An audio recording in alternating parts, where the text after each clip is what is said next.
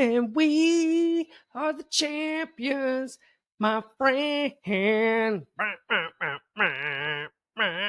Yes, it is. It is the Dynasty Football Diner.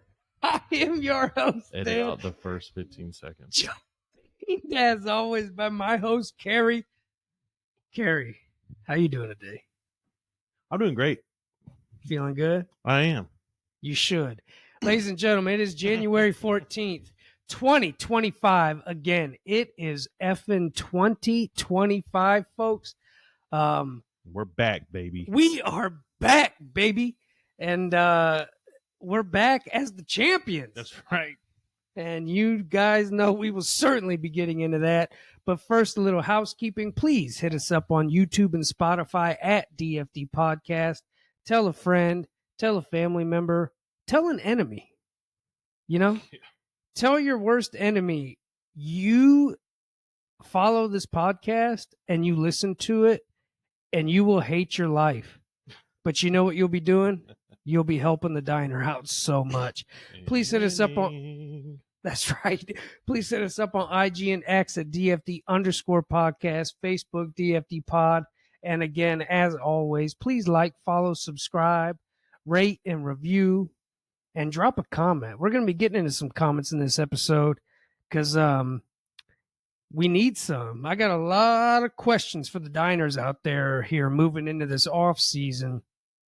But in Dynasty football, is it ever an off season, Kerry?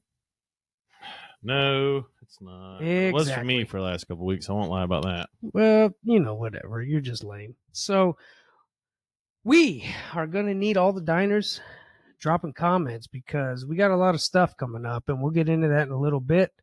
Carrie, how was your end of the year, Christmas, moving into the new year? You know, we're going to get into the fantasy stuff, but I just mean in general. It was really, really good. I had a good time. Spent a lot of time with the family and stuff like that. We celebrated. We had a good time. I mean, it was nice. It was honestly nice to have a break like that, you know. A nice clean break off of work. Just off of having to think really hard about things. Couldn't have came at a better time. Tell you what, I was tired. So I took the kids up. I took the whole family up back to the great state of Ohio to see all the family and stuff. And I got to tell you, dude, this is how I knew my year was going to kick off right. The whole time, it was basically the same weather as Georgia. It was 50s in the day, you know, upper 30s at night. And then, by the grace of the good Lord Jesus. Sorry, ladies and gentlemen. Sorry about that.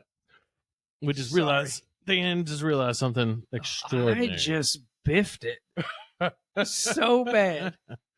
So for those who know, we tend to like to have a couple of beers on the show, have a little fun. Dan brought in this new one. I don't want to say the name I've of never it. bought this before. I don't want to say the name of it, but I just now discovered contains less than 0.5% alcohol per volume. 0.5% in a beer? No, it's lower than that. You just bought us 0.5%. You just bought us basically non-alcoholic beer, as close as you can get to non-alcoholic beer. That, ladies and gentlemen, is the true colors of the Ohio State. As I was sitting here telling everybody how well my year has started, you just pointed out. Oh, boy. He brought us beer-flavored water. I brought us non-alcoholic beer to the show. I was looking at the name. I was like, oh, that looks a lot like the other one that doesn't have alcohol in it. I guess that we just have to sip on this unsponsored beverage. Anyways, what I was saying was that took the whole family up to Ohio. It was great. The weather was actually warm in the day, cold at night, which is perfect. And then on the final day, we got snow. So all the kids, all these Georgia kids that were up in Ohio got to see the snow. We had a snowball fight. Was it their first time? No, but it's very rare. Well, it was for my youngest. It was his first time. The older two have seen it before, but Okay. like very few and far between. So it was cool. Good. Best story about that. My girl, who is terrible aim, just not an athlete at all. Not an athlete. Took a snowball and proceeded to, after she missed the first 8 completely, proceeded to pick one up, gun it like Shohei Ohtani, and hit my 4-year-old right square in the eyeball. I mean, I know y'all love your kids, but sometimes accidents. What made it so funny, Carrie, was that I know how much of a terrible aim she is, and I saw her miss like 8. She missed the person 8 times. Oh, my child is in no danger. And then exactly. And then when she really was determined, she wound up for that heater and straight pegged him in the eye. Turning hips into it and everything. Yeah, dude, it was a terrible thing. His eye was all different colors, and but it was a great time, man. I'm telling you, man, 2025 has, for me personally, has started off so good. I'm really having. I'm not usually into the new year. I'm not into all that. But I'm gonna tell you, this year, it's feeling good. And I hope everybody else out there is on the same trajectory for this year. 2025 is going to be a good one. This is episode 16. Thank you, everybody, all you day one diners coming in here during menu rollouts and all the, kind of prep it takes to get a diner up and going. We appreciate you, each and every one of you. So, we're the champions, my friend. Yeah, we are. Oh man, what a week 17 in the fantasy football street. Champions, though. I mean, across multiple leagues, there was so much sweating. It could have been like a sauna, really. Even though it was cold all around the country, everybody was sweating. Well, yeah, for sure. So, for me, 2 out of 6 leagues, stole the ship. And 2 out of the 3 that I was up for a first round pick, I got it. I only lost. I would have went 3 out of 3, but Jahmyr Gibbs, week 17. I got to tell you, the only running back I think better than him was the one on our Dynasty Diner team. We talking about Jonathan Taylor? 47.6 points. Ooh, baby, that man for the last 2 weeks, boy, listen, he laid a bunch of eggs all year, and the last 2 weeks, he came through. Yeah, he crushed it. He came through. You know who didn't? Cooper Kupp. Cooper Kupp. Oh, boy. Got us to the playoffs. Yeah. He zeroed out in round 1. We traded for Cooper Kupp, and he did. He dropped some 25 burgers. I think he even had a 30 burger in there. He got us to the playoffs. Okay. Yeah. And then he zeroed. And then he ghosted us. He ghosted us. He clearly swiped right, or is it swipe left? I don't swipe. You know which swipe? Mm-mm. All right. So neither one of us are swiping much, but basically Cooper Kupp, he ghosted us. No, he snowman. He was out playing the snow somewhere. It was. I'm telling you, he got 0 points, and we were like, "What in the snot?" It was bad. It was bad. So what happened? And then he never got better. But you know what? I couldn't really be too mad because he was part of our playoff push. If you remember, we almost snuck away with the number 1 seed with a bye. Yeah. It was by 3 fantasy points, I believe, on the total points scored. Yeah, it was so he was a big part of that. So I can't be too mad at him.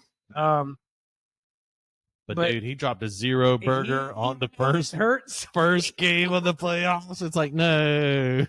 And it was like I think if I remember correctly, it was like the Thursday night game. We're like, oh no, this is terrible. Yeah. It's like, what just happened? Pukanuku got 27 points. Matter of fact, you're right. I had the 2 weeks in a row. I had the Jaden Reed goose egg on a Thursday. Still squeaked that one out, and then follow that up with a Cooper Cup goose egg. Like that is dude, that was bad. tough That was sledding. You want to talk about sweating, ladies and gentlemen? Because what we gave for Cooper Cup to get us into the playoff push is we went in. Now, we went in on a couple of players. We got them. We said, we have to get these guys. We're going to get these guys. And that's what we did.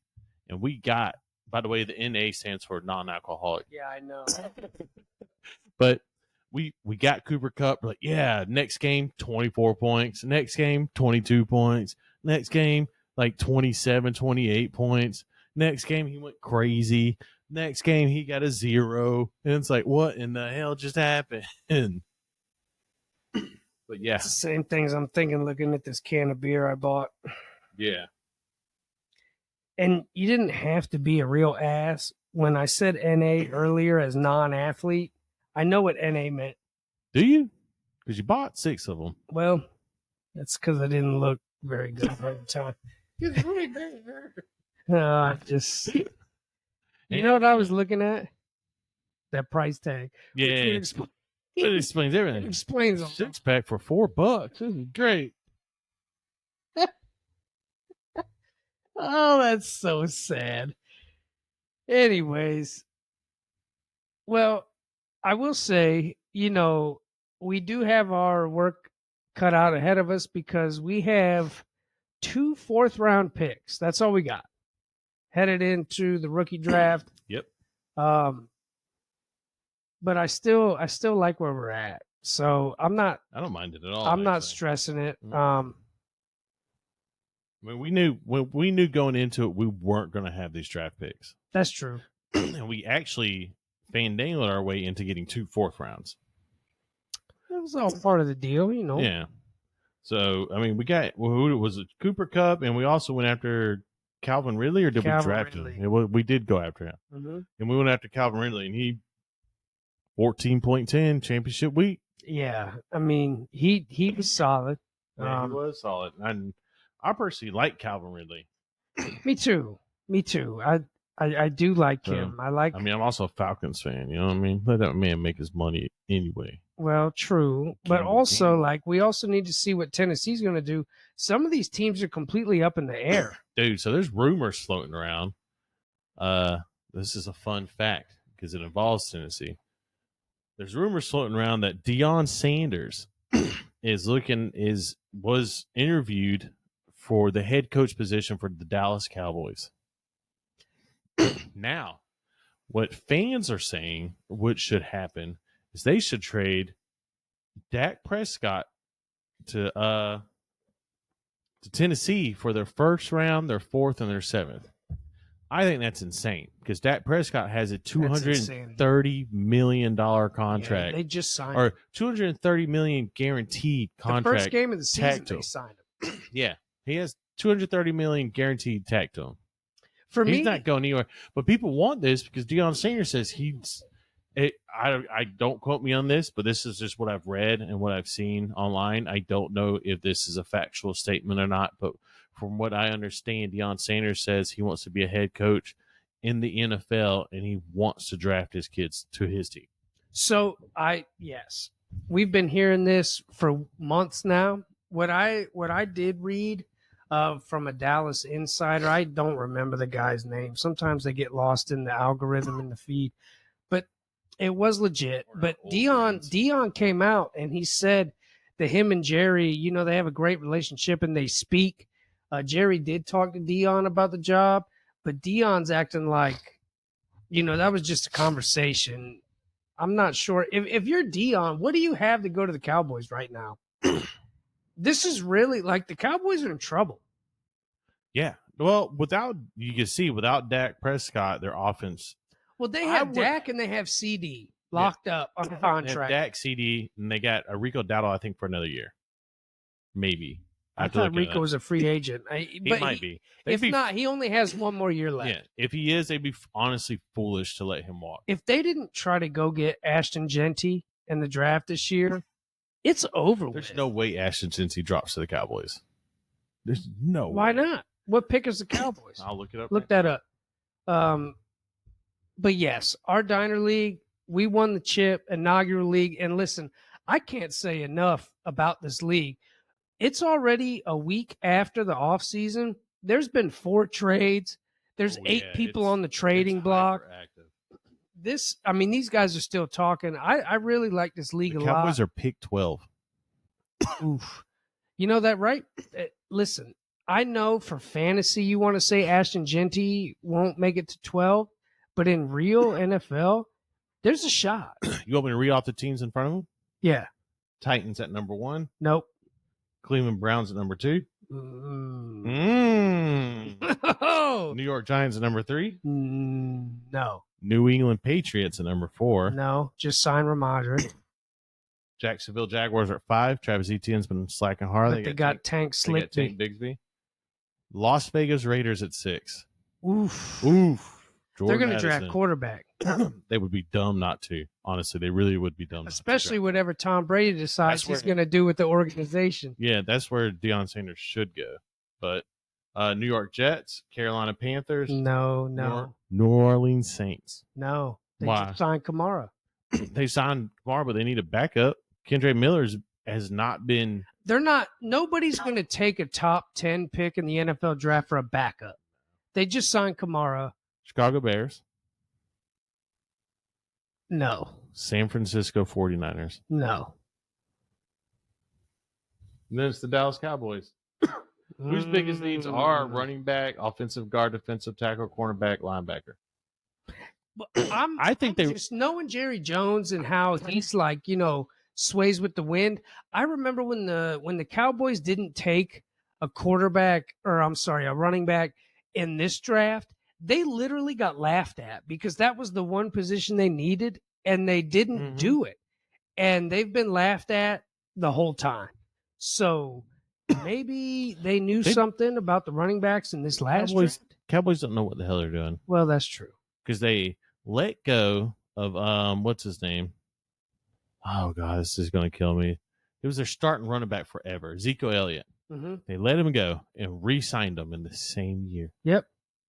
They paid and even suspended him for a game. They paid a 4th-round draft pick and like $3 or $4 million to re-sign Ezekiel. Lest you forget, I'll tell you, a little dark horse sleeper out there, y'all just write this down and stash it away for a different day. They did give up a 3rd-round pick or a 4th-round pick for Jonathan Mingo. Now, they did do that. Other than CeeDee Lamb, they have nobody on their receiving core. Jonathan Mingo is still young. This is only like his 3rd year, right? I think so, yeah. So depending on the coaching staff, Jonathan Mingo, a little dark horse number 2 wide receiver out there for the Cowboys. If you like pain and if you have a high risk tolerance, which I tend to fit both of those categories. So, just this is a question. This is a question that I'm sure a lot of people are asking headed into the next year of the Dynasty team. Like, what do you see the team's future? Ours? Yes. Do you think we can afford to sit tight and ride it out? Do you think we need to make a couple moves, or do you think we need to blow it up and try to retool this to try to make another run at a ship? I think, personally, we could use some help in the running back area. Me personally. Some depth. Some depth. And I think going after some of these backup running backs that are turning good wouldn't be a bad idea. Like a Rico Dowdle. I think he's actually a good running back. I think he's a great running back. Jaylen Warren, another good running back, but Najee's contract is gone. They didn't re-sign him. He's going to be a tough. He's going to be a tough buy. He's going to be a tough buy. But then you have people like you can get Rashad White. Dust. He could. Well, you say that, but he had like 900 and something or 800 and something rushing yards, and Is he still under contract? another 400 or He has 500. one more year, doesn't he? Yeah, another 400 or 500 Wow. yards pass like receiving. He was top end. He was a top end running back. Then you just have these older running backs that you might be able to grab for a year to float you over into the next one. That's what I'm looking at, because So I mean, you got into more nitty gritty. What I was asking was, in a more general thing, do you think we're poised to just, you build a little depth here and there, but then are we good to run it back? Because I kind of think we are. I think we are too. If things pan out pretty well, I think we're fine. I agree. Okay. Well, I know a lot of you diners out there are asking the same thing about your team. So let us know. Let us know where your team's at. You guys gonna have to retool this thing? You're gonna have to, I know one team in our OG league, and they're listeners of the show. They were going for a rebuild, but ended up making a really great trade. And that one person they traded for, aka Jamar Chase, took them all the way to a deep playoff run. But now they didn't win the ship. Oh no! But yet they still traded away a bunch of capital for draft picks. So these guys finished what, third, fourth, some range like that. But now they still have 2 first-round picks, and that's a great spot to be in. Is it the Saquon owner? No. Okay. No, it's the Turkeys. Oh yeah. Okay. Well, let me tell you. Yeah, I don't mean to change the subject, but what's his name? Damn it. The dude who owned Saquon in our OG league went from last place last year to contending for the championship. He didn't finish last. I thought he did. I thought he finished maybe like third to last or something. He finished really low. I'll check that out. Yeah, I'm pretty sure he finished like at the bottom because all of his players got hurt. Well, yeah, no, he went through some injuries. Yeah, because he had Nick Chubb. He had an awesome, stellar running back squad, and just half of them got injured. Matter of fact, let's put some respect on his name. That is a league winner. This man turned around and won it this year. Did he win it? See, I thought so. He won it this year. Yeah. Yeah. Shout out J Dubs. Yeah. And congratulations, buddy. Congratulations, my man. Sorry about Tennessee, but hey, good job on the championship. Drafted Jaden Daniels. You know, the combo of Jaden Daniels and Saquon, that's a hefty. And he had Nick Chubb. Yeah, but he didn't. Nick Chubb. He didn't do. Nick Chubb didn't do his damn thing. Destroyed his. You put some respect on Nick Chubb's name. No, listen. That's a freak injury. Last year, this owner finished in second. He's made 2 straight. Did he? Oh Lord! Now that I think about it, in the OG league, we have had the same 2 teams in the championship for both years of the league existence. No way, really. Last year, the guy who got second place this year won it. And so they basically flip-flopped. So these 2 owners, the one beat this year's champion last year for the inaugural year, and this year they just traded places. Wow. I didn't realize that. I wish I didn't even look that up. I thought he was in like last place. Eat a piece of burnt toast to both of you. All right. So I was just going to go over some things that stuck out to me in some of the other championships and across my leagues.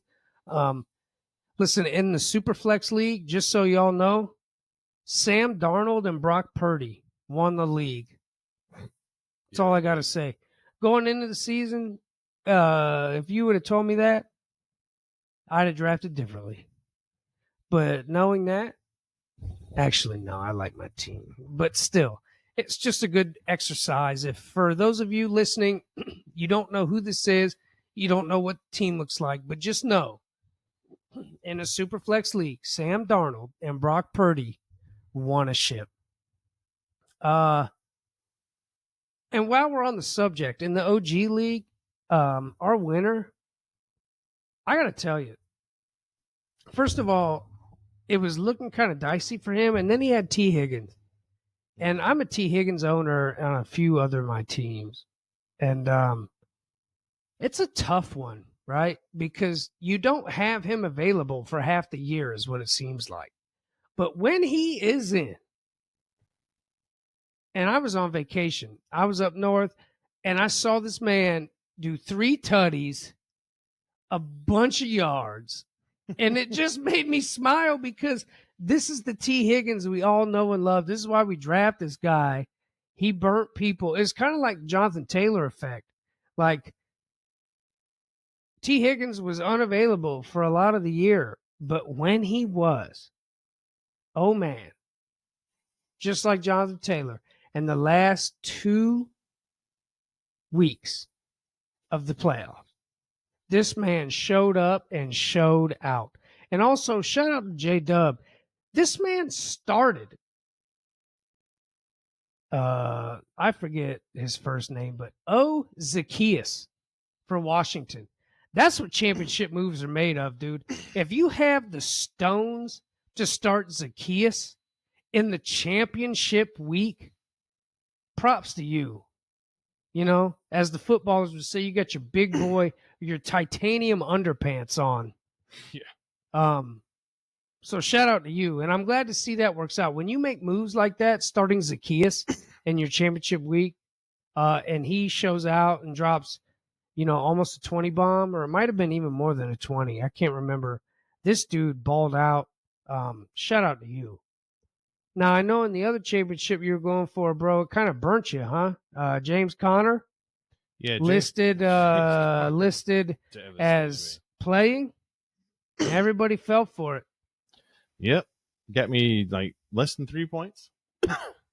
I had Jalen Warren and I had to make a call. And James Conner was just on fire. And he participated all week in practice and he started. So I said, okay, I have to go with him because Jalen Warren already played. Mind you, Jalen Warren scored 16 points.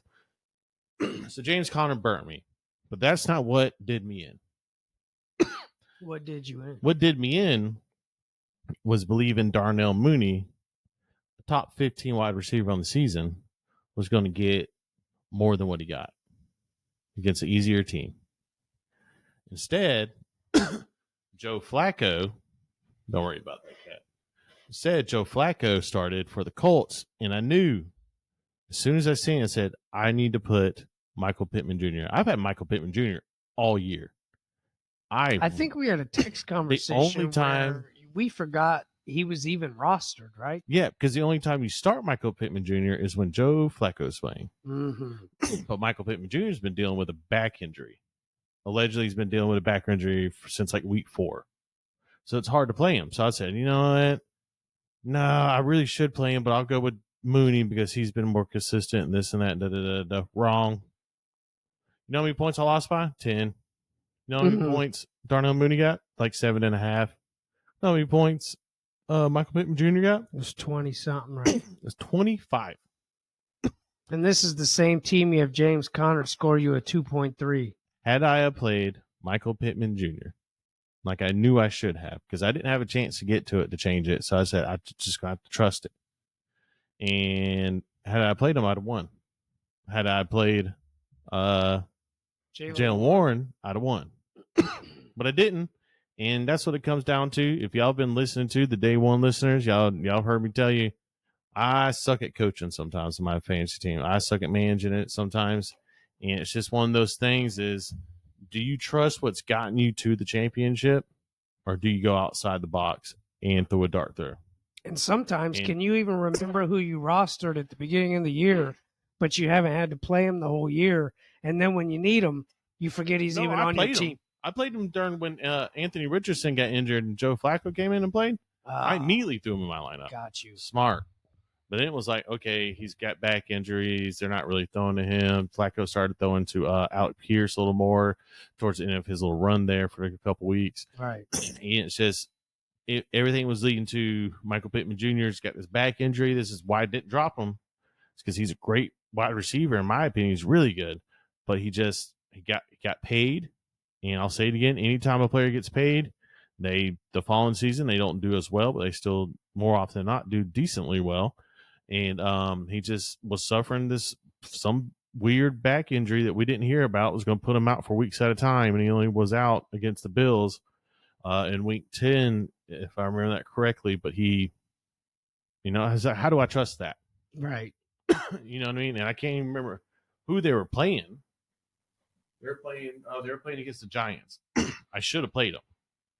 But everything I looked at, every little thing I ran it through, and everywhere I looked, and everybody asked was Darnell Mooney's the safer, better bet. So it was bang or bust. I should have went bang or bust, but I went with what was been working for me all season, and it just went south. I lost by 10 points. There's nothing wrong with finishing second. That's a great season. Yes, there is. It just hurts a lot. Mm-hmm. Especially with, like, when you pair together James Conner, Jalen Warren, and Michael Pittman and Darnell Mooney. Like, the only other time I've been to a championship. That is brutal. Darnell Mooney was a top 10 wide receiver for like the first half of the year. No, for real. They dropped to 13th, and I think he finished they probably finished the year in like 17 or something like that. But how do you trust a wide receiver that's wide receiver 40 something over somebody who's been so consistent? But what got me was the quarterback change. Right. And that was kind of last minute too. Like, it wasn't some known thing that Anthony Richardson was going to be out. Well, no, it was a quarterback change for the Falcons. They switched to Michael Penix. Oh. And Michael Penix. Big Penix energy. He threw it to Drake London a lot more. Like a lot more.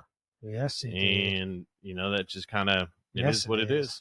I'll be back there next year because my team's still really, really good. There you go. That's what I'm talking about.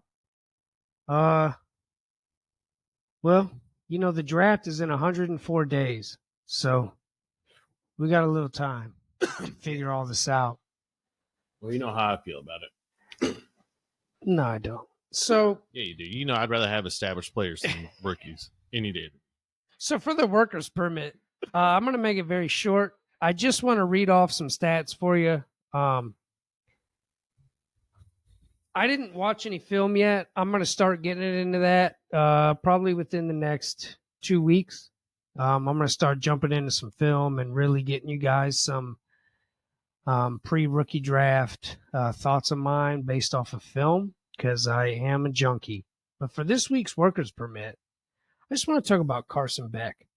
Carson Beck is set to leave Georgia after an elbow surgery and go to Miami, who just had Cam Ward, who is a Heisman finalist, going to be playing on Sundays very soon. This is your toast report.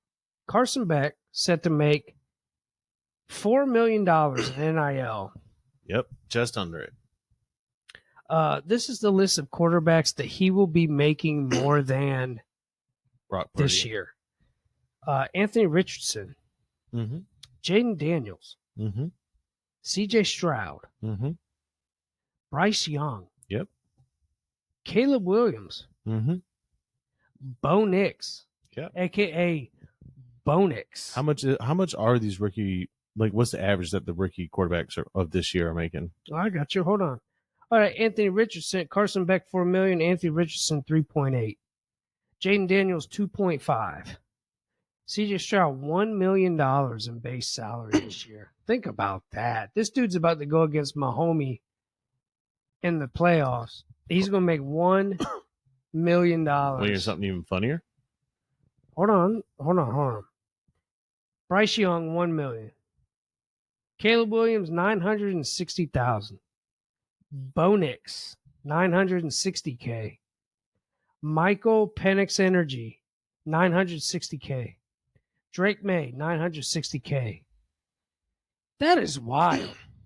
For Carson Beck to go to Miami, it's just crazy. What were you going to say? He's making more money than, I believe, if I remember right, Caleb Williams, Brock Bowers, and Brock Purdy put together. It's shameful. It is, and it's I hate to say it, but it's, to me, I used to be an avid fan of college football, and then things just happened. I started watching more NFL, and I this NIL thing, I'm glad that these players are going to get paid for what they're doing and stuff like that. But it is going to destroy college football because good players are going to go to the highest bidder. And I get it. It's like, oh, well, it's good for them because they're sacrificing their bodies and stuff like that. And it's like, yeah, I get it. But I feel like this is something that should be monitored and dealt with in a different way because he's going to get $4 million to go play for Miami. I don't know if there's any stipulations in the contract. We don't know nothing. It's like he could just be like, here's $4 million to come play for us, show up and not play good at all and get $4 million. If I remember correctly, Caleb Williams was worth what, $10 million when he got drafted? Well, I don't think NIL was the same then, was it? I think he was worth quite a bit of money when he got drafted. But the thing is that these college players now don't have a reason to play harder once they hit a certain level, right? Because before they had to play hard every single game. They had to be the best of the best every single game Right. to get the draft position, because the higher your draft position, the more bonus you get. The more bonus you get, the more money you have. Yep. And then after 4 years, unless you get franchise tag, you can move to a different NFL team for more money. But if you're coming out of college already a millionaire, you're going to want more money as a rookie, and they're not going to give it to you. And it's going to put a sour taste in a lot of people's mouth. And they're just not, I don't think they're going to perform. I don't think they're going to perform well, and I think they're going to be a lot of underdeveloped players. Yeah, And it's going to affect the NFL. It already is affecting the NFL. Yeah, and colleges, over the last 2 years, college looks like a completely different game. It 100% is, because now you got people jumping to NFL draft after 2 years of playing. So you get your red shirt your freshman year, then your junior year, you're gone. Right. As an undeveloped player. Right. And it's like, oh, they're so good. They're so great. It's like, yeah, but they're undeveloped. Right. They don't know what it's going to take to be in the NFL. Not everybody's going to be a Patrick Mahomes or a Joe Burrow or, you know what I mean? These top tier players. True. Not everybody's going to be like that. And you got people like Caleb Williams. Oh, yeah, he threw 3,000 yards, this, that, but he didn't win any games. Right. He held the ball too long, and I think he broke the the single Bears season. Are such a mess. I think he broke the single season record for getting sacked. Yeah. Why? Because he's undeveloped. He doesn't read his target. So he goes one read, and if there's a player within 4 feet of him, like 5-6 feet, he runs. And I'm going to take that bit of info to lead into the Toast Report, because the first thing on the Toast Report I have is Mike McCarthy. And Mike McCarthy is set up to interview with the Bears. Yeah, he is. Man. The Cowboys and head coach Mike McCarthy are parting ways, quote, unquote, end quote. A team spokesman said the two sides reportedly talked about a new deal, but couldn't come to an agreement. So McCarthy becomes a coaching free agent after 5 seasons in Dallas. He went 49-35, so he has a winning record with the Cowboys, making the playoffs in 3 of 5 years. McCarthy is expected to draw interest from multiple teams, including, but not limited to, the Saints and the Bears. Does he not look like Grimace? According to NFL Network's Ian Rappaport. What? Does Mike McCarthy not look like Grimace? I don't know what he looks like, dude. He looks like Grimace. He looks like something I can see it in my head, but I don't know what it's called. It's not Grimace. The Goonies? No, I don't. It's there. Who were the people back in the day with the oval-shaped heads? Coneheads? I didn't mean the Goonies. I meant, what did you just say? The Coneheads? Yes. With Dan Aykroyd? Yes. He looks like he was spawned from that show. Yeah. But the Cowboys join the list of teams that will have a new coaching staff in 2025. They have a quarterback, Dak Prescott and CeeDee Lamb, signed through 2028. And like we said before, Coach Prime has talked to Dallas and this and that. I personally, a lot of people are like, oh, Coach Prime showed up and they changed all of Colorado around and this and that. Does like Coach Prime showed up when the NIL dropped. So Colorado was able to buy players, and people want to play for Deion Sanders because they're going to get exposure. Well, I don't. That's my personal. I don't know, opinion. man. I heard some debate on First Take. It wasn't Stephen A., but one of these guys, or it was one of these morning talk shows that they were talking about. Oh no, guess what? I now remember. It was Troy Aikman on the Monday night broadcast, And Troy Aikman, of all people, came out on national television and said, the Cowboys is not a destination coaching job anymore. No, it's not. The team's bad. And unfortunately, Cowboys fans, which I feel zero sympathy for you. I mean, zero. 0 to the 0th degree. Look, dude, y'all had y'all's time. 0 to the 0th degree. I feel zero sympathy. Yeah, you had your time. Jerry Jones is screwing up everything. Yeah, he's never going away. They're And so guess what? You guys get to live in some of that Cleveland misery where you just want it to change. You're so passionate. You think you got some pieces in place, but no, you suffer.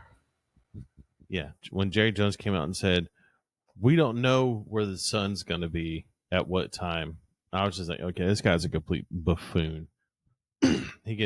Because he could easily, when Cowboys have the ball, they can close the curtains. They have curtains because they closed them. On like, I think a week after that happened, they had some kind of ceremony where the curtains were drawn in that giant stadium. So when you call someone a buffoon, it kind of sounds like you're calling them a thing, like a tool, right? Would you agree with that? Like if you're calling someone a buffoon, it would be like calling someone a tool. I mean, if you want to. Well, so a buffoon is an animal, right? No. A baboon is an animal. So what's a buffoon? A buffoon is an idiot. No, but something is a buffoon. Yes. Not an idiot. He is. Moving on. Toast report. Fantastic. I got Gerard Mayo. He's out. Mike Vrabel in. I kind of saw this coming. There's no way that Mike Vrabel went from head coach of a team for 6 years to being a defensive consultant. That's just not going to happen. So this kind of feels to me like this was all part of the plan. It probably took Robert Kraft and his New England staff about 1 minute to realize Gerard Mayo was not ready to be a head coach. So now they're moving on to Mike Vrabel, and we'll see. Mike Vrabel says all the right things. He is the Ohio State Buckeye champion, and I believe that he can do good things in New England. I don't know, man. His mindset in Tennessee, it seemed more New England-like than Tennessee-like. So, maybe he'll turn it around. In Jacksonville, Doug Tiny Peterson.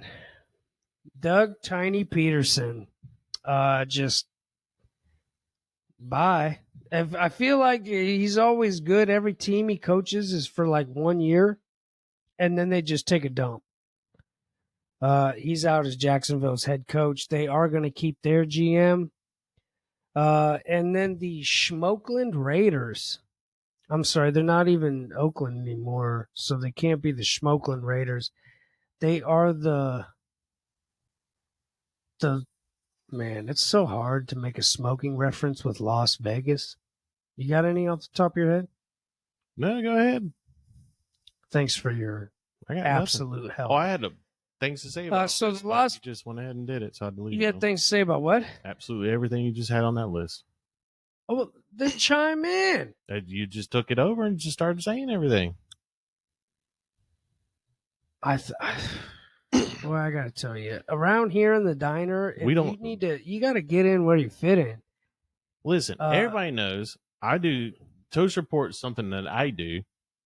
So you put these names on the list, so I went and got things about those names. Oh, so you're mad that I'm taking over your segment? Yeah, man. I see. All right, check this out. I had long ass paragraphs too, so I deleted them. We're gonna rewind. No, it's too late. Go ahead and talk about your Schmokeland Raiders. Let's hear it. Where are your sources? What were the sources? Listen, what are you talking about? This might be a hot take. It might not. But I don't believe Tom Brady will be calling NFL games next year. I believe that he is so involved with the Schmokeland Raiders that, they fired the head coach, and then a day or two later, they fired the GM.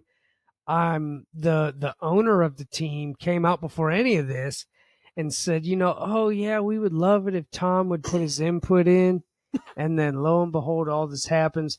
I'm telling you, I don't think these coaches want Tom Brady, I don't think who he's allowed deflated to be. footballs and all that. I don't think they want him in their locker rooms. I don't think per his contract as an owner, he's allowed to do any of that kind of stuff. Well, we'll see. It seems fishy to me. It's my hot take. I don't think he'll be calling a football game next year. I think he'll be more of the Raiders guy than the Fox NFL Sunday guy. Mm-hmm. Just my opinion. You got any opinions? I did. I had a whole bunch of them. Oh, he's mad. Okay, so since you're mad, can you please swoop Listen, away all of the ladies and gentlemen, fumes coming out of your ears and there give me was your not- top 3 takes? There Let me was hear your not top 3 no, there toast was takes. not a lot to talk about on the Okay. Toast Report pertaining to Dynasty football, and Dan just took away over half of what there was to talk about. Didn't even care. For the record, if I write stuff in the doc, can't you find the time to add to the doc? I do add to the doc. Oh, That just wasn't not in the in that doc until section. you added it just before the show. no. That was on my traffic jam on the way here, and I Just told you before I the had show. stuff. Okay. Go ahead. Fun facts. No, Do you have anything toasty? I have a lot. All right, let me get your toast. I have a whole bunch. Come you don't on. want to talk about the other coach I got? I smell like melted butter. You don't want to talk about Ryan Grubb, the offensive coordinator for the Seahawks who got fired? Yeah, I do. Even though they finished 14th in total yards and 18th in points, and Grubb's lone season at the helm? Why do you think they got rid of him? I don't know. Hmm. He was one of the pass heavier play callers in the league, with the Seahawks ranking 7th in pass attempts and 8th in yards. Quarterback Geno Smith completed 70.4% of his passes at 7.5 yards per attempt. And wide receiver JSN, that's Jackson Smith and Jigba.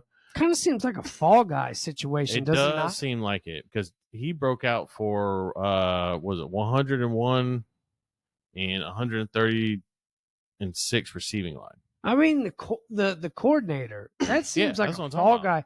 Well, so what would you ponder was the real reason behind there needing to be a Fall Guy? I didn't think Seattle had a bad season, to be honest with you. I would imagine probably something to do with cap space. For an offensive coordinator? I guess. I don't know. Because they need, I don't know. I really don't. I don't know why they fired him. He was there for one season. He did pretty well. I thought so too. Yeah. So weird. Beast of We'll Sonic. be waiting for more details on that one. Yeah. What else is toasty, Kerry? This is a great one. So the Texans have some of these you might have already heard and stuff like that. We've been gone for 2 weeks. The Texans waived wide receiver Deontay Johnson ahead of the divisional round playoff against the Chiefs. How many teams do you think he's been dropped from, or waived, or traded since the 2023 season? 4. Exactly 4 teams in 2 years. You know how That's I knew not that? good. No, I don't. Because you've had him for 4 years or 2 years. Being a fantasy owner. And in fact, our diner championship, he was part of that Cooper Cup trade Yeah, he was. We got rid of him. It was that we a great talked time. about As right when he soon went as to got Baltimore. traded, So that's how I know all about Deontay Johnson, is because I drafted him in a lot of leagues, and then I moved him in a lot of leagues. I've been watching Deontay Johnson. So for people who were worried about David Montgomery's knee injury, if he was going to be out the rest of the season or not, he's actually full participant as of Tuesday's practice report Monty. in Detroit. They play against the Commanders on this Saturday. I know almost 8% of leagues aren't playing anymore, but there are those suicidal last man standing leagues. If you're part of one of those, more power to you. But it doesn't appear to be as bad as they thought, because it was an injury to his MCL. This is something you need to pay attention to, because David Montgomery is an older, quote, air quotes, running back. So if he re-injures that MCL even worse, he could be a player you might be stuck with during the offseason. Gladly. Rams' Tyler Higbee was knocked out of Monday night's wildcard game with a chest injury. After a touchdown. After a touchdown, yes. But at the time of the reporting, he was in stable condition. McVay said it was something with his chest. I think he's going to be okay. What does that mean in terms of status moving forward? He doesn't know. At the time of reporting, he seemed unlikely. Now, unlikely to play. That was 10 hours ago. That was reported. Hot off the press. Now, having said that, within the last hour or two, Rams head coach Sean McVay said Tuesday that he expects Tyler Higbee with a chest injury to play against the Eagles on Sunday. Of course. Higbee was hospitalized on Monday night after coughing up blood, but will evidently be cleared to play 6 days later. Keep Just an eye another on day the in the office. status. He was a big part of the Rams passing game before exiting the Vikings game, which is probably why Cooper Kupp hasn't been getting a lot of passes, because that kind of hits the timeline when Higbee came back. Dude, Higbee is dust. Well, when Higbee came back, Cooper Kupp's targets started slowing down more and going more towards a different direction. The direction of Nakua. Yeah, That's what the hell his direction went, was that they were forcing Nakua set plays and these types of the big question is does somebody retire from this team next year? But he'll face a tough. He's playing Philadelphia, and they have the third-ranked tight end defense. So if he plays, he runs a chance of not getting back up next time. Ravens head coach John Harbaugh said Monday that they're in, quote, "we'll see" mode, end quote, with Zay Flowers status before the divisional game. So there's something you need to keep an eye on, because Zay Flowers has kind of been in and out with injuries all season, even though he's done amazingly well. Rashad Bateman and Mark Andrews and Isaiah likely finished the top 3 in route rate for Baltimore in the wild card win over Steelers. Rashad Bateman showed out. That was great. Moving on, Browns quarterback Deshaun Watson. This is my favorite. This is my absolute favorite. Wait to get to this. Had a second tear of his Achilles and underwent surgery yesterday. With only 8 months until the start of the 2025 season, Watson's availability is for 2025 is now in jeopardy. If I remember correctly, he just restructured his contract to give them more space in their cap. Listen, but he's still guaranteed too much money. No, it's juicier than this. Is it? Go ahead, tell me. So there is a clause in his contract. Okay. So because he would miss the whole next season, there's a chance that he can be waived. Conspiracies be damned. I'm telling you. I really honestly think this might have been like a Michael Jackson's doctor issue, where they went in there when he was asleep. Who knows who he was asleep next to? Didn't quite tweak it right. Yeah, who knows who he was in the room sleeping next to? And they went in, and somebody just took the most minor little blade and just made a hair size out of there. Right over the tendon. Told him what Deshaun was unconscious. Hey, listen, dog. If you can make it where we can drop him, if we could drop him, he has been under the gun. Listen, they said if you can make it where he can re-injure this and not play next year, there's $10 million guaranteed money. Listen, Kerry, we talked about this. It was a fool's mistake to get I'm pretty sure we talked about this on episode 4 through 6. One of those episodes we talked about this right when he hurt his Achilles the first time. Listen, they are going to try everything to get out of this contract. Never going to play for the Browns again. Hallelujah. Hallelujah. Hallelujah. Hallelujah. Somebody just pulled some CIA bullshit on Deshaun Watson. Hey, man.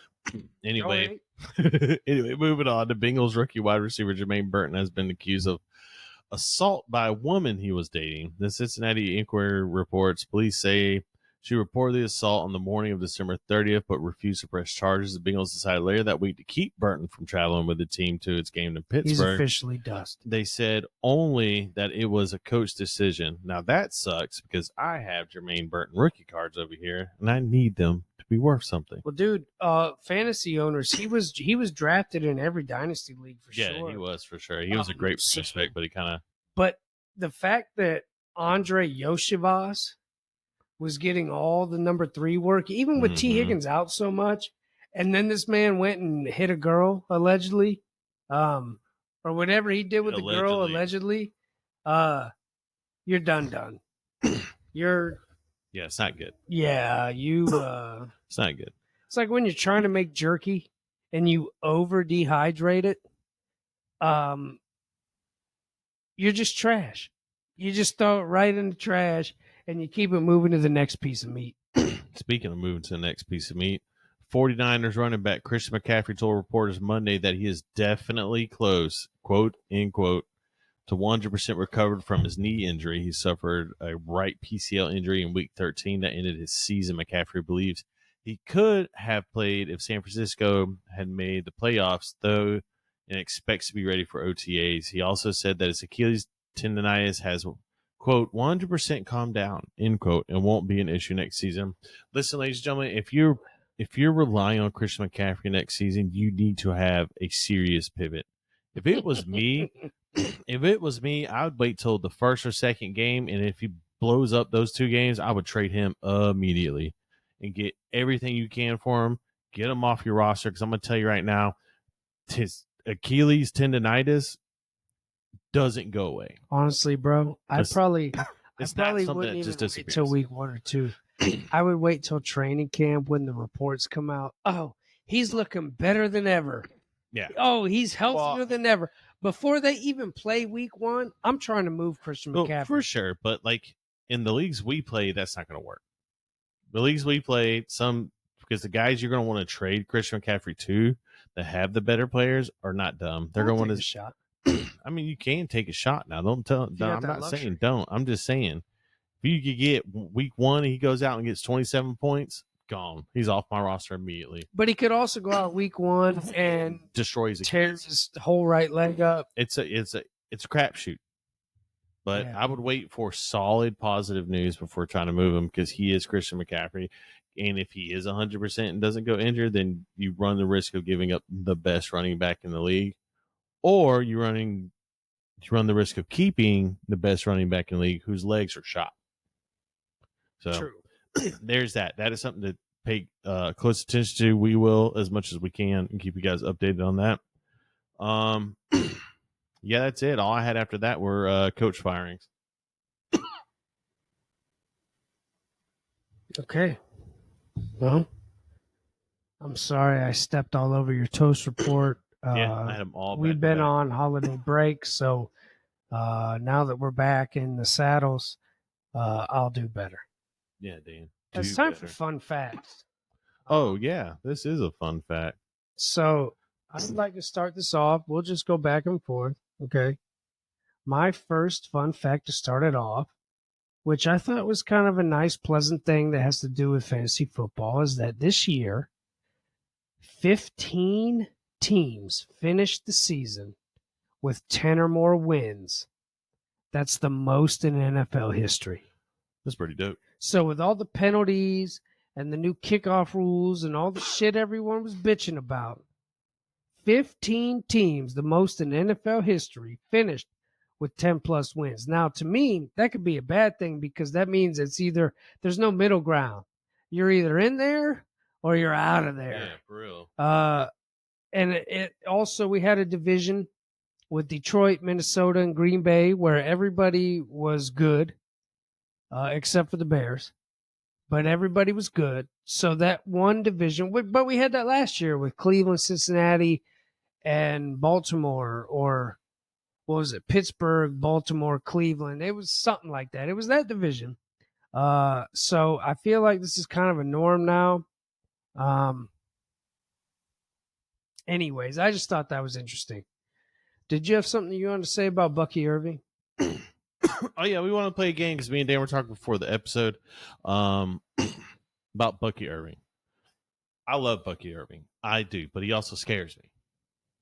He scares me in a bad way. So what I'm going to do is read off some stats. And Dan is going to try to guess who the other player is. Both drafted in the 4th round. Wait. Are we talking rookie draft or like rookie draft? And real NFL draft. Okay. Both of these players, Bucky Irving and this other running back, was drafted 4th round. Okay. In the same year? No. Got you. Different years. This one was drafted in the 4th round in 2020. All right. Bucky Irving this year, 257 attempts, right? Or no, 257 snaps, 224 attempts. Okay. 1,199 yards. So basically 1,200 yards at 5.4 yards per average. 8 touchdowns, 2 fumbles. Okay. So you got 1,200 yards on 224 attempts. This person in his rookie year, 220 attempts. And wait, yes, 220. Well, you got to give me a little more context. How many years back are we talking about? I told Is this you. like all time? I told you. 2020. He was drafted in the 4th round in 2020. 2020. Okay, my bad. Okay. Yeah, he was. Okay. Or no, 2022. He's drafted in 2022. 4th Okay. round, running back. So that was 2 years ago. 2 years ago. 2 years separate. Okay. Who was the number 1 pick in that draft? That's the only way I can remember drafts. 2022? Who was the number 1 pick in the 2022 draft? I'll look it up. Couldn't even tell you. All right, I got it. Go ahead. I want to hear who it was because you're not going to pay attention to what I'm trying to say right here. I'm trying to. No, I just understand. Want some I context. got you. 2022 NFL draft this was a weird one, I want to say. Why does this not just give it 1 through? Why is this whack sauce? All right, give me 1 second. Hold on. Are you for real?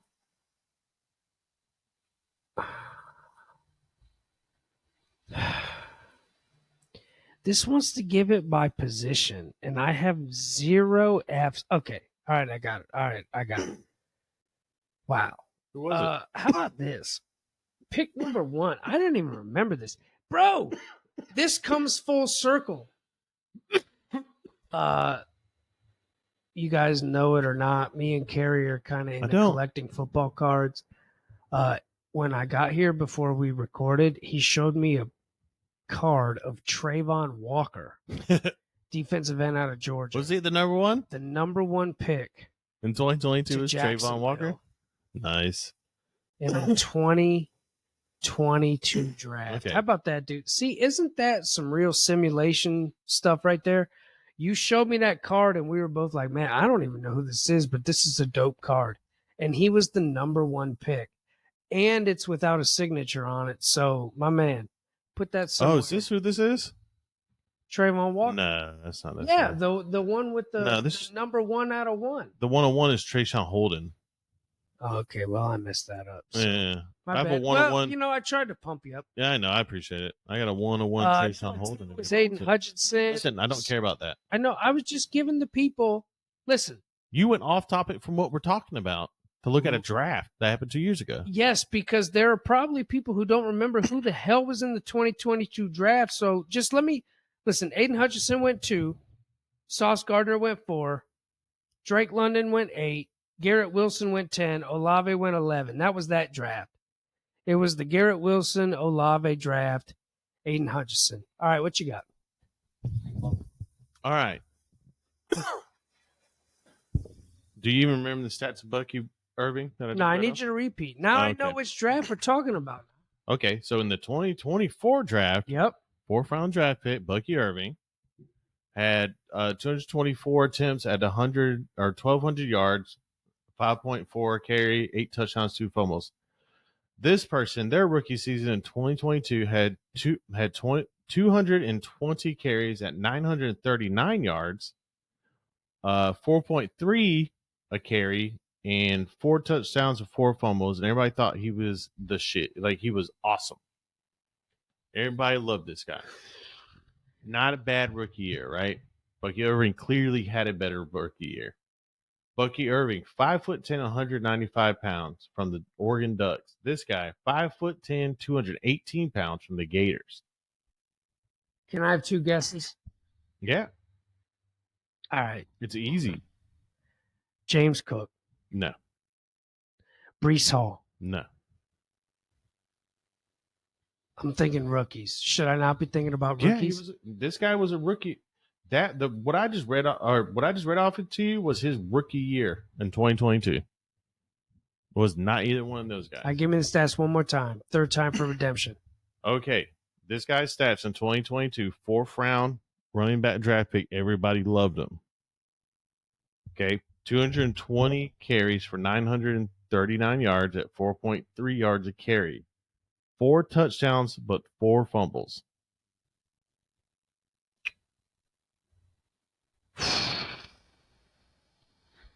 Everybody loved him. Everybody loved him. And the reason why it scares me, Bucky Irvin scares me, is because of this running back. Give up?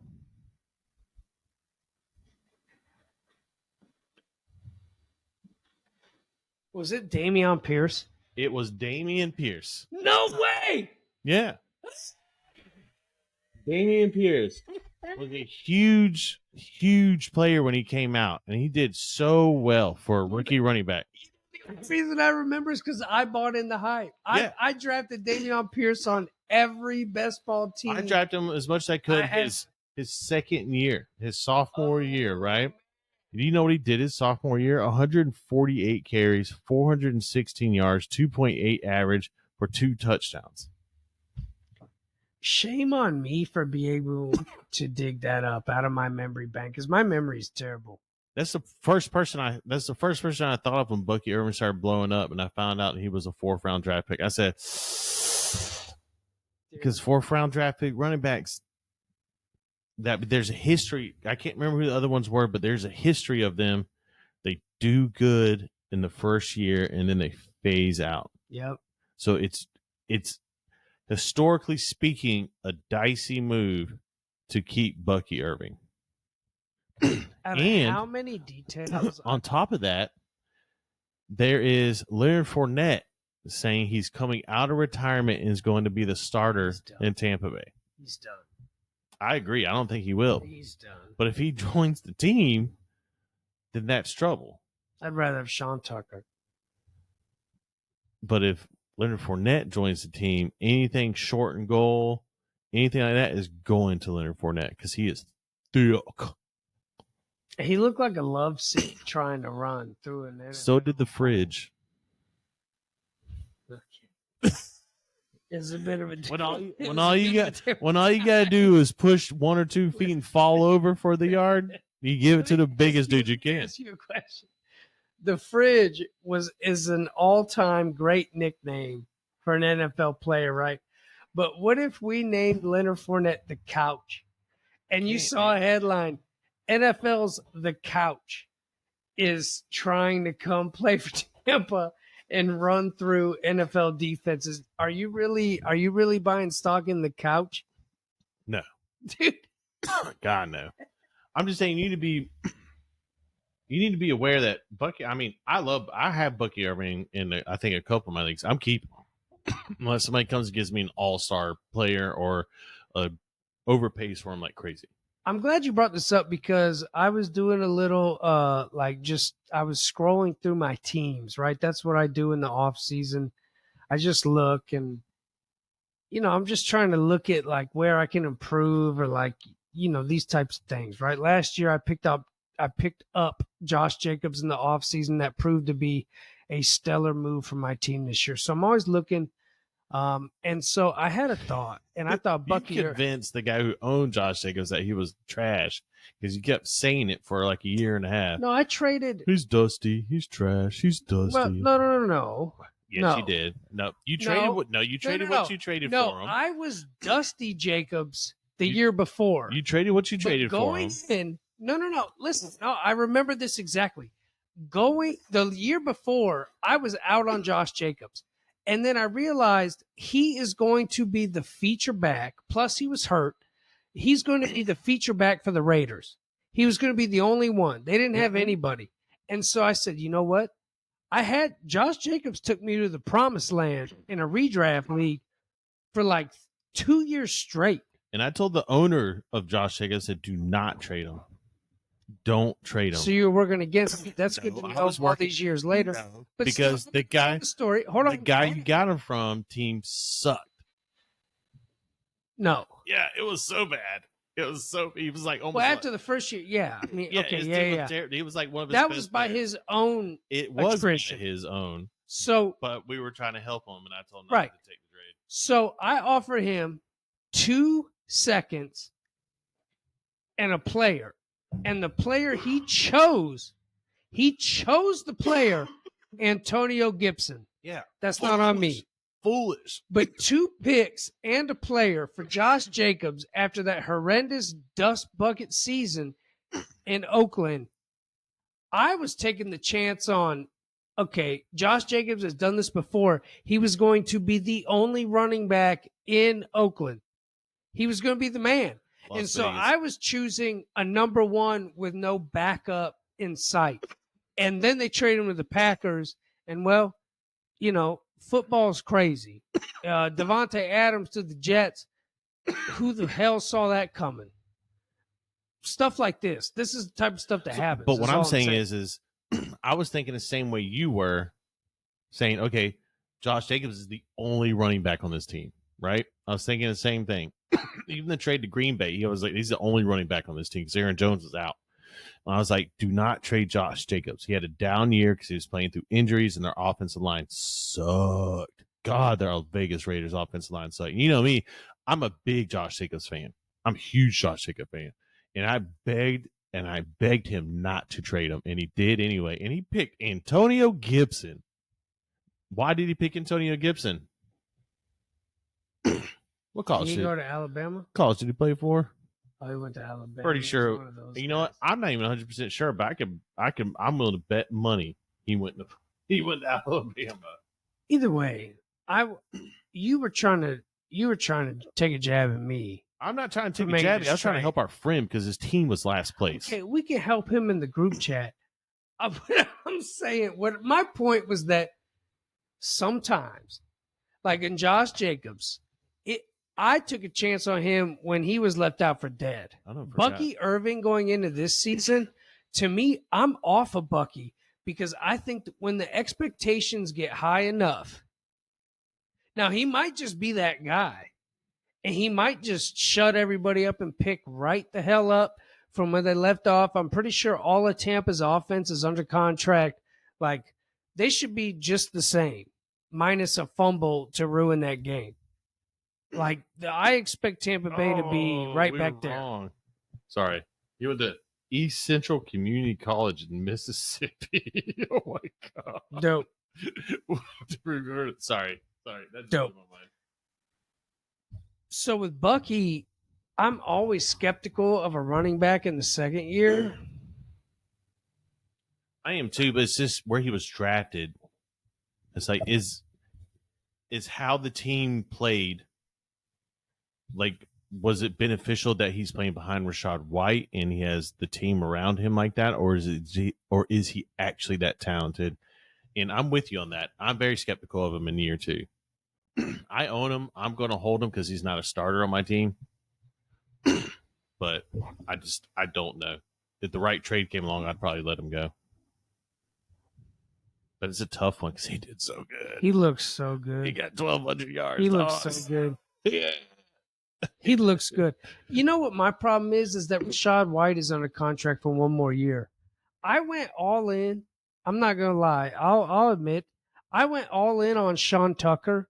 That was probably late enough in the Yeah, you season did. where I dumped my fab in every league on Sean Tucker, but I thought Rashad White was a free agent this year, and he's did. not. So I had to eat that piece of poo pie Yeah, that does. because I thought Rashad White was gone. But- And if Rashad White was gone, Bucky Irving and Sean Tucker make a great little tandem. But that's if you look at it now. I don't mean to cut you off again, but if you look at it now, the Rashad White Bucky Irving tandem is a lot like the Montgomery Gibbs tandem. One's better at catching and running with the catch than the other is better at running than catching. Right. You know what I mean? It's I like just need them to get rid of Rashad White. Detroit. I know, but like Detroit has proven that is a valid system that can work if you have the right 2 players. 100%. The only problem but with is three of them mess everything up. Yeah, it does. But the problem is Rashad White is, in my opinion, just inefficient. He is a dump it out. He's a dump it out running back. He can hit you and he'll run out to the flats. He'll get you 4 or 5 yards on a pass, and that's it. Yeah, he doesn't do much. No. He doesn't do much. So that's why, for Sean Tucker's sake, it would be nice if they just got rid of Rashad White, but he has one more year. Here's so a fun I guess fact we'll for see. you about Bucky Irving, though. Okay, fun fact, Bucky Fun Irving. fact, okay? Out of his 1,199 yards, how many yards do you think came after contact? It was a lot. Every time I watched this guy, he was breaking tackles. Yeah, for somebody who's 5'10", 195 pounds, you're absolutely right. And this stat alone is the reason why I hold on to him. What is it? Now, I want you to honest guess. Give it to me one more time. Out of his 1,199 yards rushing, 1,200 yards rushing. yep, how many of those came after contact? 400. No. 881. Yeah, dude. That's Ashton Genty. That's Ashton Genty numbers. That's 3/4 of his yards came after contact, ladies and gentlemen. Genty. So this is a guy that like I said, this is the single stat that is like, it's there. What a great stat. It is. And you're talking about a great stat. Three quarters, like over 3/4 of his yards came from after he just blew you off like you were nothing. Yeah, put that on our Instagram. That's a great stat. Yeah. It's ridiculous. And it's one of those things where you have to stop and look. He's 195 pounds. That's not a big running back. It's not. You're right. But he's a strong running back. Right. And he's explosive. You watch the tape. He hits that first person he hits, he sheds and he's gone. Yep. 883 yards. He has more yards after contact than anything else. I love that. It is a ridiculous. You know what else is ridiculous? More fun facts. Yeah. How many yards do you think he has receiving? Oh, Jesus. We're doing Bucky Irving fun facts. Yeah. Receiving for the season? Yes. 620. No. 398. So on top of 1,200 yards, he has 400 yards receiving. He has 1,600 yards in his rookie season. I love that for him. Yeah, that's amazing. He is super good. That was what Javonte was supposed to be. Yeah. Bucky Irving is exactly what Javonte Williams coming out of college was supposed to be. But he didn't blow his kneecaps out. And correct. Javonte, listen, when Javonte started blowing up, we were all like, damn, the dude who won it has him, Oyster. He had him, and we're just like, well, there goes this season. And then, like, the next game, he blows his knee out. We're like, oh, sucks to suck. Right. But anyway, and then he still won. PFS elusive rating for Bucky Irving is 118.1. That is enormous. Yeah, he is. Bucky Irving is a stud. When you watch him, like just watching the games, man, when you watch that guy get the ball and take off, he looks different. Yeah. You know who he looks like? Deion Sanders. Chuba. That's right. Stop hating on my man.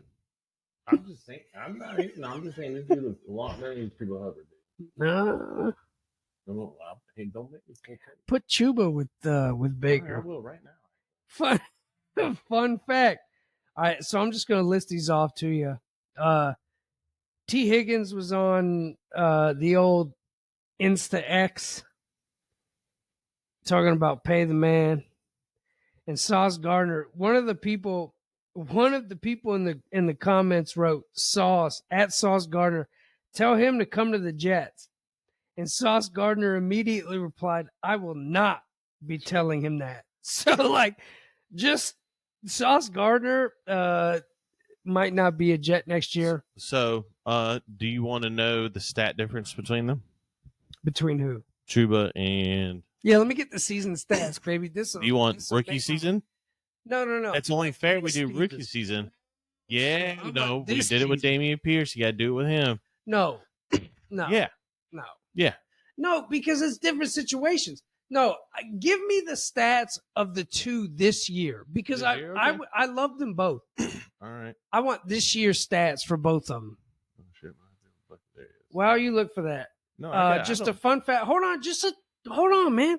Just a quick little thing. When Bailey Zappi, by the way, Carrie, I told you, but I was up in Cleveland over the break, and I went to the Cleveland Browns Stadium, and I watched the Cleveland Browns play the Miami Dolphins. Didn't even invite nobody. My family, I invited. 4 of us went, and you were not going to travel up to Cleveland to watch the Cleveland Browns and Dolphins. Well, when I tell you who the starting quarterbacks were, that happened to be the Tyler Snoop Huntley for the Dolphins versus Dorian Thompson Robinson for the Browns. I drove 13 hours up to Ohio, and then a couple days later drove 2 more hours up to Cleveland. Wasted all your time. And ended up seeing Dorian Thompson Robinson and the Browns score 3 points. The Dolphins scored, I think, 13-17. But nonetheless, we were calling in the stands as angry fans, put in Bailey Zappi. And then the next week, the Browns put Bailey Zappi in, and he, fun fact, became Cleveland's 4th starting quarterback since 1999. Most of the NFL in that time, no S. Sherlock. We know that. But 40 quarterbacks starting since 1999. It is the year of our good Lord 2025. That is 2 starting quarterbacks a year. Welcome to Cleveland Browns fandom. The other, Tristan Wirfs, since we're talking about Tampa Bay, Tristan Wirfs, the first player in NFL history to be first team All-Pro at both left tackle and right tackle. Shout out to my man Wirfs. Like, dude, I see you. You're a dog. You got that dog in you on TV. But, like, my man, that is impressive. And lastly, for my fun facts, just a little shout out to my man Ladd McConkey and all you Georgia boys. In their first playoff game ever, receiving yards, Ladd McConkey had 197. There's only 2 people above him. Number 1 was Demaryius Thomas when he had that unbelievable run with Peyton and the Broncos at 204, which is only 7 yards more. And then Calvin Megatron Johnson at 211.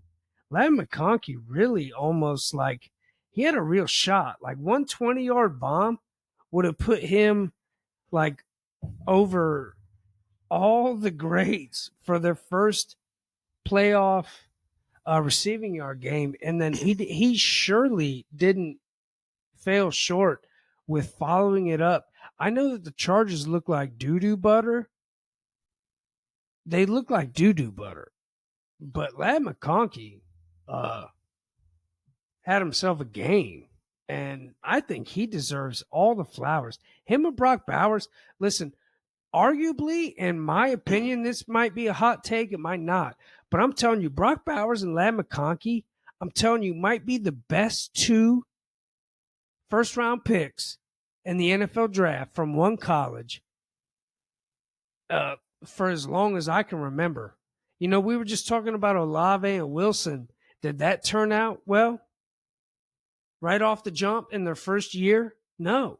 Like, find me 2 college players picked in the first round from the same school who had such a dominant year, and drop it in the comment section, because for me, my hot take, Ladd McConkey and Brock Bowers, like, these are all-time. This is an all-time tandem. Same college, first round, same year. I can't figure one out. So if you can think of one that I'm not thinking of, drop it in the comments. It beats me. It beats me. Okay, well, anything else beating you? No. No? You sure? Mm-hmm. We just got back from break. You sure there's nothing you want to get off your chest? Other than that cat was annoying the hell out of me? Well, I mean, I figured you probably had something else better than that. But if you don't, let me ask you a question, right? No, my break Because was for the great. diners there, I'm working on the Super Bowl spread Other than, with recipes and things. I did get to watch a game. I'll tell you about it after this. No, tell me now, because I was going to end it with this. It was Justin Herbert. back to back. Yeah, that game was tricky, That man. was- I'm a Herbert Lad lover. McConkey did super well. I'll give it to him, but Justin Herbert. 2 of those interceptions weren't his fault. They hit the receivers in the hand. I know it's not his fault, but it goes on his stat sheet because For one of sure. them was a pick six. That'll be on his playing card. Yeah, it's unfortunate. So for the Super Bowl spread, Kerry, I was going to ask the diners, please get in the comments. Let me know. I'm creating the menu now for the Super Bowl spread, and I'll be providing recipes and, different kinds of things that we're going to be doing throughout the Super Bowl. But when you go to a Super Bowl spread, what do you expect to see, Kerry? Me? Yeah. What do I expect to see? Yeah. Wings. Got a wing. I'm gonna wings. debut a wing sauce that Wings in a is Super Bowl approved. in a chip dip.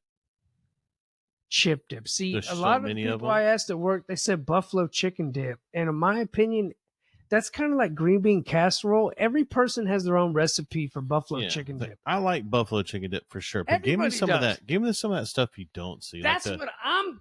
Thank you, sir. Thank you, sir. That 7 cheese dip or something. 7-layer dip. Okay. Or the chili dip shit or stuff you get and stuff like that. And give me something that I don't see all the time. So some chip dips. What else? Let's see what else. I mean, obviously the veggie platters. It's just there. It's great. Go buy it from the grocery store. There's no need to make your own. That's not good advertisement for us. No, it's not. But I mean, you asked a question, I give an honest answer. Right. But yeah, wings. I would like to see plain fried wings with different sauces to choose from. I was gonna give a wing sauce that will make you want to take your pants Not one off. you want. Not one where you like he can see me doing it, y'all can't. But in the restaurant business, a lot of places what they do is they'll put wings in a big metal bowl with the sauce and they'll toss it. So you want a sauce for the side? I want dipping sauce. I want a dipping sauce. A wing dipping sauce. Yes, a wing dipping sauce. Right. I like a variety of those, so you can try one. You know what I mean? I'm with you on that. So that you have a good solid wing, but 3 different sauces to dip. Yeah. So and then the chip dip, I like the different ones that have like, okay, say your Lay's or whatever the other They're brand not is. sponsored. We don't need to name the wavy chips that you could take and you can dip into a dip. I like those cold dips, I guess. And then the normal corn boom, like Mexican restaurant style chips, like a queso style. And those are a warm or hot or warm dip. You get what I mean? A little crock pot. Yes. Oh, dude, listen. If I show up and there's a crock pot dip, I'm getting it, dog. Listen, crock pots in the Super Bowl is a dangerous game. That's a good one to have. Chili's a bonus. Chili, if you got Frito chips, little Frito Lays or whatever, that's busting. Somebody at my job today, when I asked this question to them, he said, "You know what? I love a good, weird pigs in a blanket." Oh, dude. You show up to a Super Bowl and you see a pigs on a blanket with something sprinkled on the top Let me tell you what. Listen. You know what I was about to say was, so the little small, what are those little sausage? Are they sausages that go in there? The little smokies. Little smokies. So not just only the pigs in a blanket, but the ones that are in like the wet sauce that sit in the crock pot. Yeah, okay.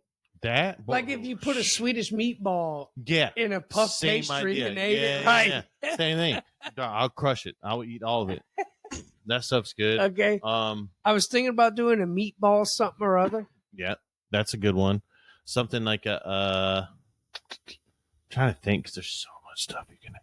Oh, I know. And I want the listeners to get involved here. And you know what the best parties are when they get a group together and they say, everybody brings something.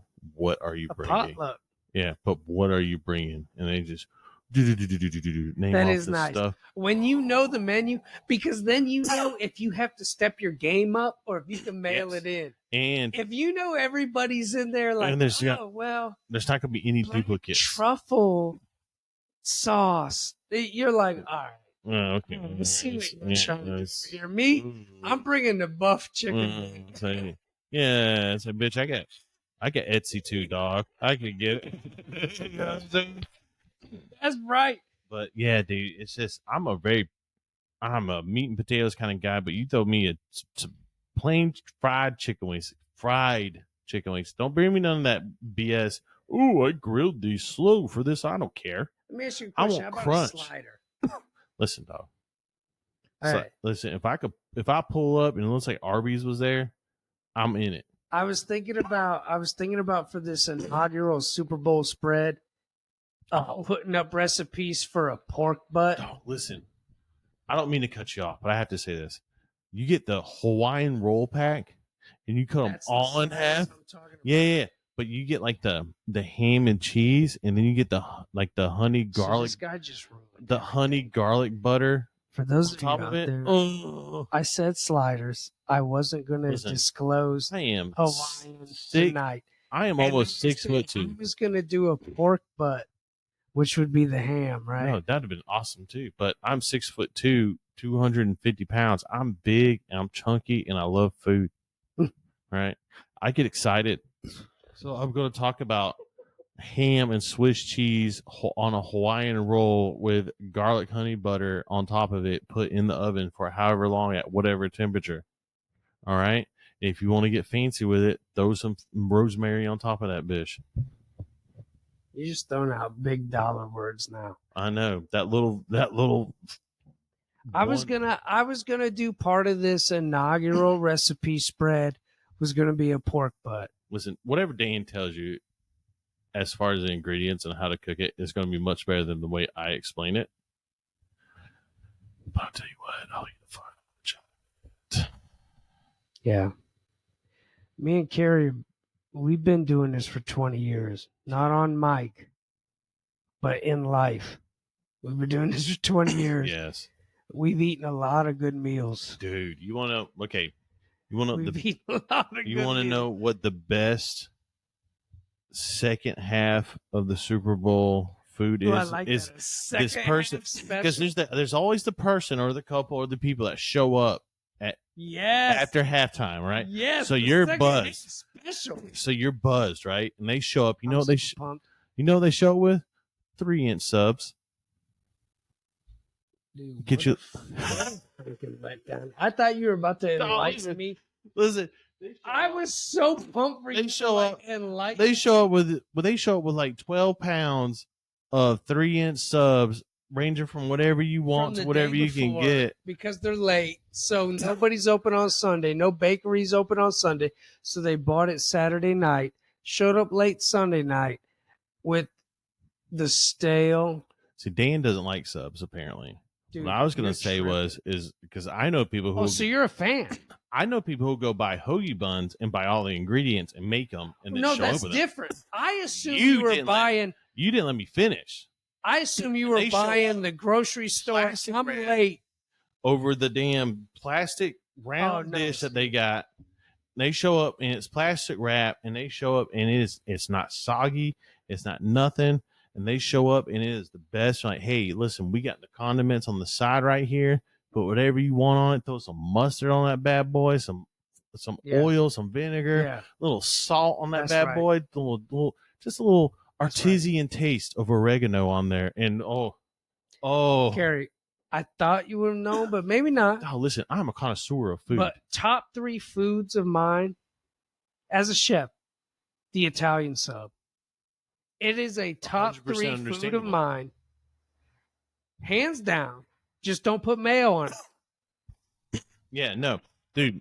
So one of my favorite foods is a good homemade sandwich. Okay. And when I say sandwich, that includes subs. That includes anything that has bread and ingredients inside of it. So can I interest you? My dad is not a cook at all. I am not your dad. He's a terrible cook. But can I interest you? I never claimed that you were my dad. But anyways, can I claim to you, my dad could cook two things. Two. These were his signature dishes. Okay. One of them was homemade White Castle, which was a crock pot dish. That's a crock pot dish? No Yes. way. Yes. Involving ground beef, but the stuff in it. And then you put it on a bun. So it's like a White Castle sloppy Joe. Sloppy Joes are orange and red, ketchup based, They're so good. that kind of thing. But homemade White Castle, growing up with me, it was a white sandwich. Ground beef in the crock pot, but it was a white sandwich. Can I interest you in that for the Super Bowl That menu? sounds amazing. Okay. But let me tell you something. All right. If you show up to a Super Bowl show, Super Bowl game, party, in the second half, and you bring sloppy joes, like homemade sloppy joes, You'll get the first pick in the draft. we just became best friends because I will smack you. The 101. Show up with sloppy joe sliders. Oh my God, we are kissing on the lips. I'm going in on it. It's going to get weird. If you show up with sloppy joe sliders, dog, you show up with sloppy joe sliders, and you see what happens. You've been warned. Dude, I'm telling you. Because I love, so down here in the South, we Listen, have crystals. Nobody shows up at halftime with a whole spread of food. If you are that person, If you show up at halftime, you are getting tongue in the mouth. You better bring From something. somebody. You show up at halftime, you better have bread-based food with you. If not, don't even bother coming. Down here in the South, we have crystals, okay? Up in like the north and everywhere else is White Castle. So I don't know. I've never had an actual White Castle. I feel like the difference is the thickness of the patty. Homemade crystals is what I was explaining. It's the same thing. We used to make them. A crock pot dish. When I worked across the street from there, where I used to work at and stuff like that. Yep. When I was younger, I worked there, and we used to make crystals there, and we could never make them right. And it wasn't until we got older that we learned that they steam their buns with the. Are you talking out on the island? Yeah, on the island At the ice cream spot. Yeah, when I was younger, we used to make our own crystals, but we could never get them just right because they steamed their buns. When they steam the patties with onions. I know. They don't grill them. They don't. Like, if you didn't know that about crystals, I don't know how White Castle does it. They put them on a flat top. Well, White Castle has a machine they do them in. Right. Like, they do. And it's good. Like, they cook the burger patty, they throw the cheese and onions or whatever they put on it. I'm assuming crystals is probably like pretty much the same thing, but what I don't know what to tell you. I've never had White Castle, but crystals. If you buzzed up a sack full of cheese crystals, dog, they're gonna be gone for you. All you up north people know what we're talking about too. I'm talking to all you Ohio folks. Yeah, because crystals is never close. It's just far enough away where you can get 4 or 5 of them bad boys down before you. There's a certain guy who won a fantasy league championship this year that I can specifically remember him and I splitting a 30-pack of White Castle. There's a dude in 2 of our leagues. I could specifically remember hitting a whole sack full by myself with it. That's what I'm saying. So, like, this is nostalgia. And so the reason I want to talk to Carrie about this, like, I need y'all. Listen, I'm trying to I really am. I know, like, this is some podcast. I know we're not. This is a very. We're not 6-digit followers and all this stuff, but like, I really am trying to put together a legit Super Bowl spread. And so, for those of you who have stuck with us, even through this episode this long, because it's the end of the episode, but for those of you who stuck through the end of this episode, and I'm assuming are the same people who stuck with us all year in our inaugural season. We love you so much. And I want to, I'm a chef. Let me help you help me. That's what we say in the restaurant. So, like, get in the comment section. We had a little minor mishap on the YouTube comments, but we got that all figured out. Mm-hmm. So, like, now that the comments are back up and running, listen, ask a friend. Ask a friend, hey, this is the question I want y'all to ask all your people around you, your wife, your family, your coworkers, a bum on the street. Hey, what do you want at a Super Bowl party? That's all I want to know. And drop it in the comments section. I'm not sure when, Carrie, do you know what date the Super Bowl is? Because I know that we're every other It's week. normally Our the next first Sunday episode, of our February, next right? episode is going to be January 28th. Yeah, it's normally. So when is the Super Bowl? It's normally the first Sunday in February, if I remember correctly. I'll double check real Nobody, quick. I'm pretty sure you just said November. No, I said normally it's the first Sunday in February. Okay, another comment. Drop that if when you're listening to this audio, because we're live. We keep this raw. If he said the 1st of November, please let me know. No, it's February. me. It's February 9th. Ooh, that's a tight turnaround. Okay, so by the next episode, by the next time we record on January 28th, I need all submissions for the Super Bowl spread in. Yes, please. And I will have it in by the end of that week. Okay, so that way it'll give you all a week to go grocery shopping, get your recipes figured out, figure out, how you're going to set up your house and all the rest of the stuff that goes into hosting a Super Bowl party. Or even if you're just attending, I'll give you at least a week to figure out how you're going to talk smack to whoever's hosting the Super Bowl party about like, hey, yo, you need to step your game up.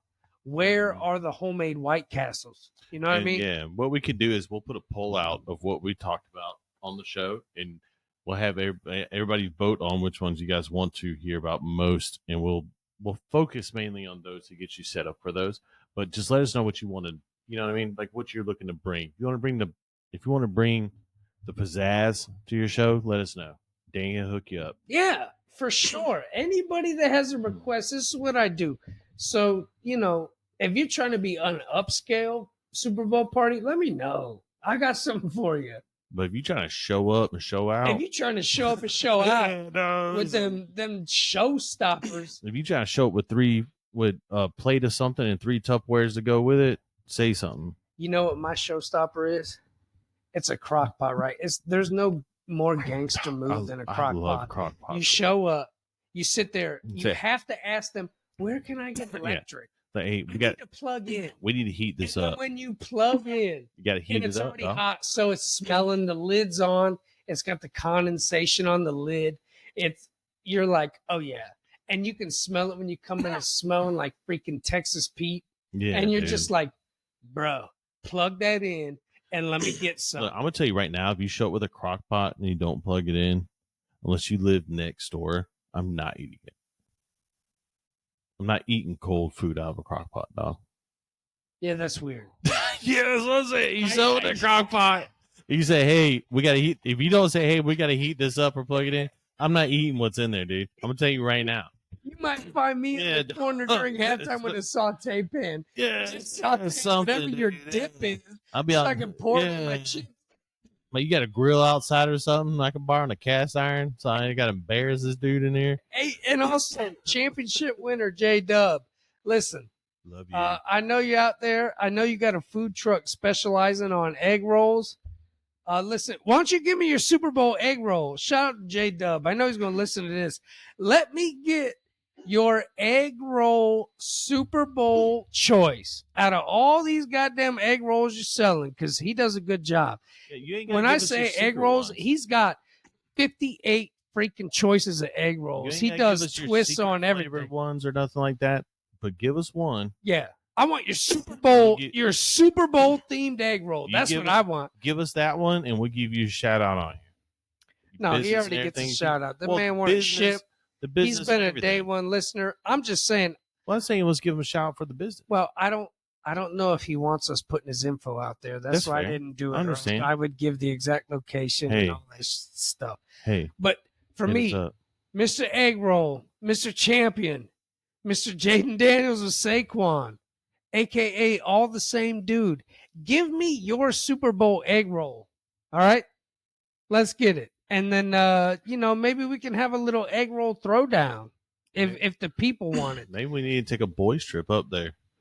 Nah, you ain't saying nothing but a word, boy. Going up to the homeland, that's nothing. Listen, everybody, thank you. We've been on break. This is our first show back, but I tell you, every time I get in this chair and I start talking to the diners, this is magical for me. I don't know about you, Carrie. It's good to be back, dude. It's 2025. My year has been awesome starting off. Yeah, Even it's been with the good. same stresses and everything else that we have going on, this year just seems a little different. And so I'm going to embrace it. And I hope you do the same. I hope all the diners do the same. And so far, this has been lovely. We got to come on here and talk about an inaugural ship. That's right, baby. You set My the standard. man, we set the standard. we had a mission. That's how you end a Listen, year. and we didn't just barely win either. We won by like Nah, 30 points. we were barely trying to make the playoffs. We barely tried to make the playoffs. Cooper Cup pushed us through. Then he almost gave us a heart attack. There's a lot more. There's a lot more moves than that. But what my partner is telling you is that, listen, if y'all have been here for the journey, y'all get it. We didn't even touch on. And we celebrate with you. It doesn't matter. It does. It was a big strategy. Well, dog. I know.